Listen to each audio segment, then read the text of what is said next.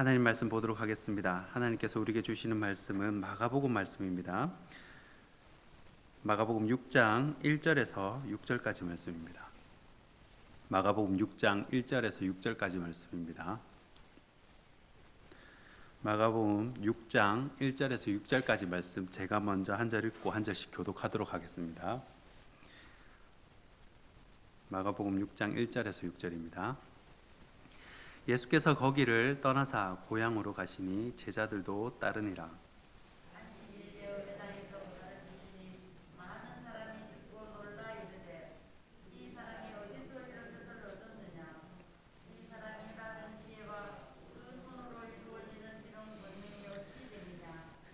이 사람이 마리아의 아들 목수가 아니냐, 야고보와 요셉과 유다와 시몬의 형제가 아니냐, 그 누이들이 우리와 함께 여기 있지 아니하냐 하고 예수를 배척한지라.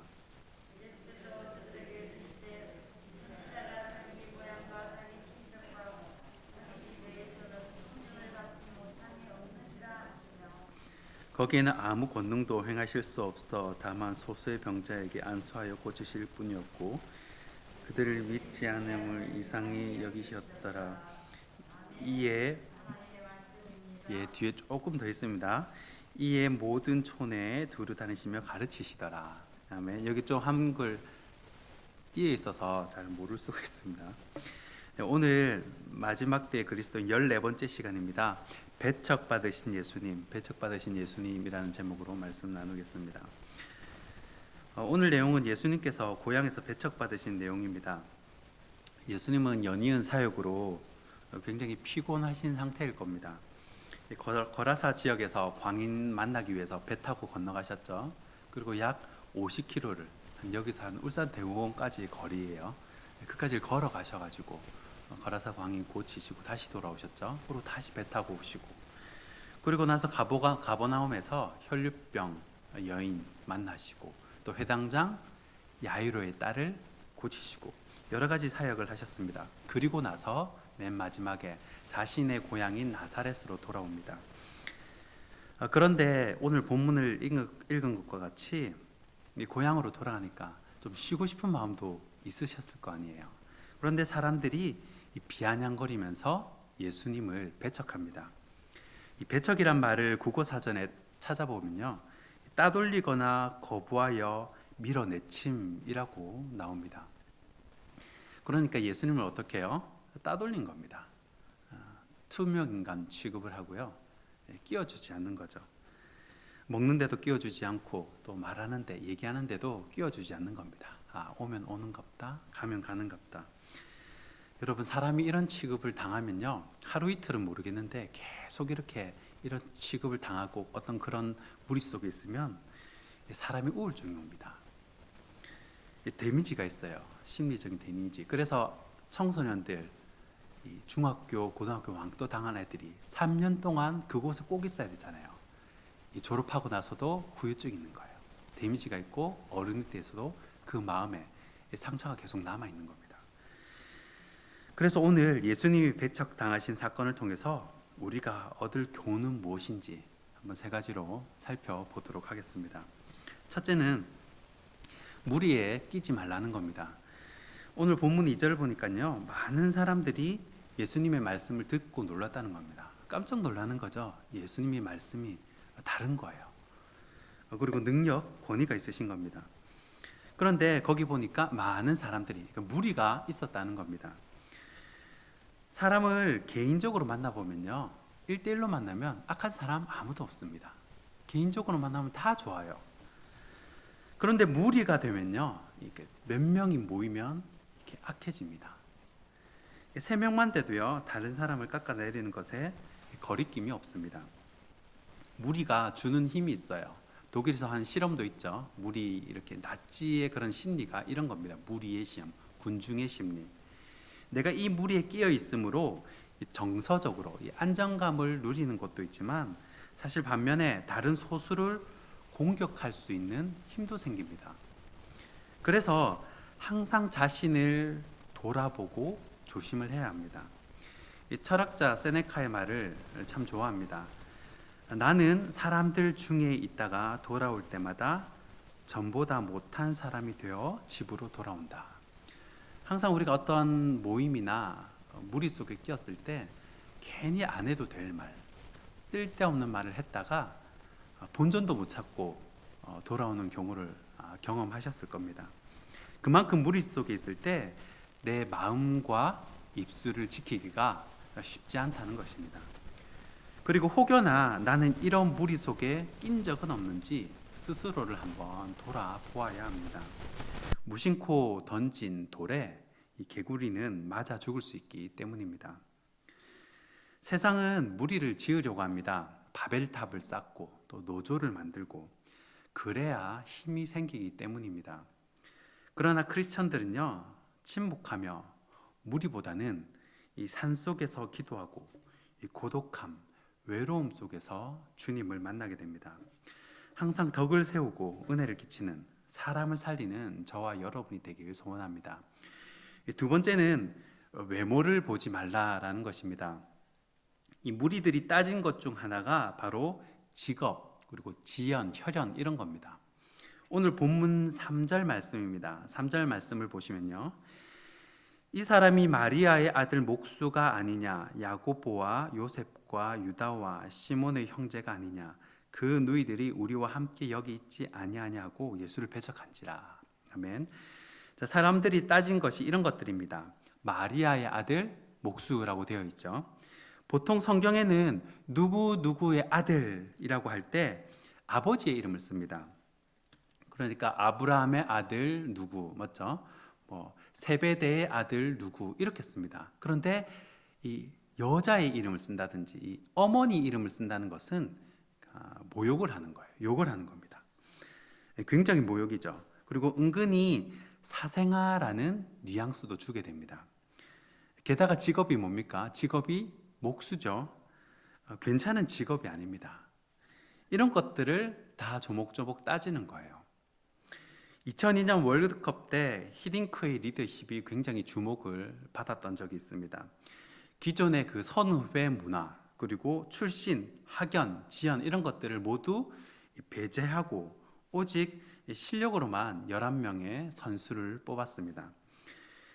히딩크가 아니었다면 아마 능력 있는 선수, 이 세계적인 선수가 될 만한 그런 제목들을 많이 놓쳤을 것입니다.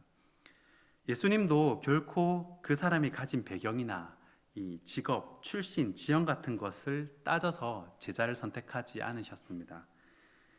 예수님의 제자의 기준은 불렀을 때 따라가면 됩니다. 예수님께서 부르셨을 때 그 길을 따라가면 돼요. 부자 청년은 따라오라 했는데 따라갔나요? 안 따라갔나요? 따라가지 않았습니다. 예수님의 제자 중에는요, 어부도 있고 또 죄인이라고 하는 세리도 있고 그리고 과격 정치단체 멤버도 있었습니다. 배경을 보지 않으셨다는 겁니다. 외모, 이 껍데기를 보다가 놓치는 것들이 굉장히 많습니다. 그 당시에 이 화려한 예루살렘 성전에 사람들은 그것 자체로 권위와 위엄을 느꼈습니다. 그 도시의 가장 큰 건물은 성전이었고요. 가장 화려한 이 세련된 최첨단의 시설이 갖춰진 곳이 바로 성전이었습니다. 그러니까 사람들이 그 성전 하면 굉장한 위엄과 권위를 느끼는 거죠. 그러나 예수님은 그것은 허상, 껍데기, 외형일 뿐임을 아셨습니다.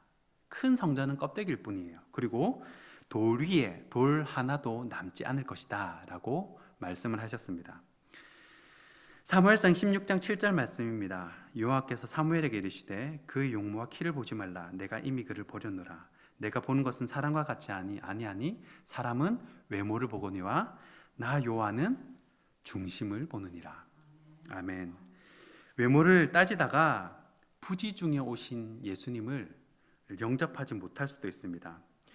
늘 마음으로 또 이면의 영적인 성숙함, 내면의 온전함을 추구하시는 저와 여러분이 되길 소원합니다. 마지막 세 번째로 이 왕따의 자리를 떠나라라는 것입니다. 사람들이 예수님을 무시하고 비아냥거립니다. 이 투명인간 취급을 하는 겁니다. 그러니까 주님께서 어떻게 하셨습니까? 오늘 본문 5절과 6절입니다. 우리 5절과 6절 우리 다 함께 한번 오늘 읽어보겠습니다. 본문 5절과 6절입니다. 시작. 거기서는 아무 능력도 행하실 수 없어 다만 소수의 병자에게 안수하여 고치실 뿐이었고 그들이 믿지 않음을 이상히 여기셨더라. 이에 모든 촌에 두루 다니시며 가르치시더라. 아멘.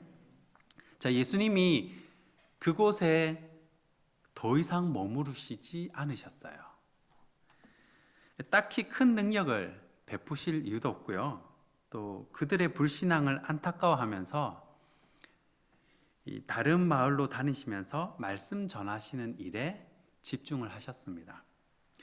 우리가 때로는 너무 착해서 모태신앙의 교회에서 이렇게 사랑의 말씀을 많이 들어서 너무 마음이 선한 나머지 때로는 그래도 사랑해야지 하고 너무 자신의 희생을 감내해가면서 감정 소모를 해가면서 불필요한 그런 무리 가운데 끼어 있을 경우가 많이 있습니다.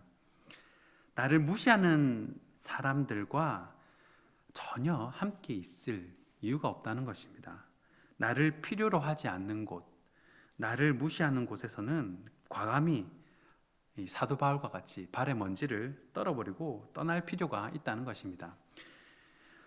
그래도 주님이 다 사랑하려 했는데, 원수도 사랑하려 했는데 그들도 품어야 하지 않을까요? 그렇게 생각할 수 있습니다. 그렇죠?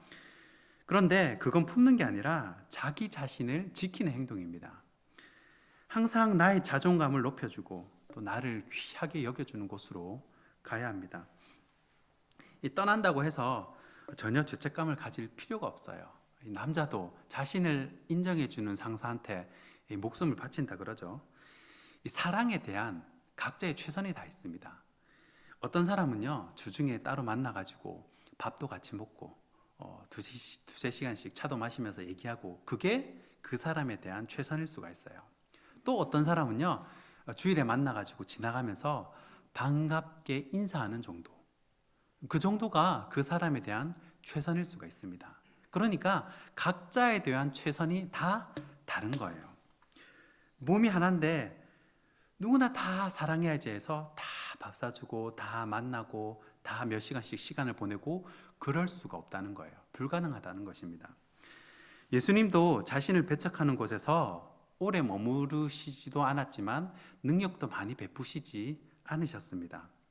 그냥 쿨하게 선지자가 고향에서는 인정받기 어렵지 그러고 그곳을 떠나시고 본인의 본업, 말씀을 전하시는 일에 집중하셨다는 겁니다. 오늘 본문 조금만 내려와 보면요, 오늘 본문에서 조금만 내려오면 11절입니다. 11절에 이렇게 말씀합니다. 우리 오늘 마가복음 6장 11절 우리 함께 읽고 오늘 말씀을 마무리하겠습니다. 6장 11절입니다. 어느 곳에서든지 같이 읽겠습니다. 시작. 어느 곳에서든지 너희를 영접하지 아니하고 너희 말을 듣지도 아니하거든 거기서 나갈 때 발 아래 먼지를 떨어버려 그들에게 증거를 삼으라 하시니. 아멘. 네, 말씀을 맺겠습니다. 오늘 세 가지 살폈습니다. 첫째, 무리에 끼지 말라. 내가 그 무리 끼지 않았는지, 나도 그런 무리에 포함되지 않았는지 돌아보길 바랍니다. 혼자 있을 때 우리 주님 찾아오십니다. 또 두 번째는 외모를 보지 말라는 겁니다. 껍데기에 속으면 안 됩니다. 하나님은 중심을 보시기 때문입니다. 세 번째는 왕따의 자리를 떠나십시오. 굳이 이 고통을 받으면서 그 자리에 있을 필요가 없습니다. 자신을 귀하게 여겨주고 인정해주는 곳이 그곳이 어떤 곳이든 최고의 곳이라고 생각을 합니다. 오늘도 주님 주신 말씀을 기억하며 승리하는 그리고 힘써 행복하는 저와 여러분이 되길 주님의 이름으로 축원합니다.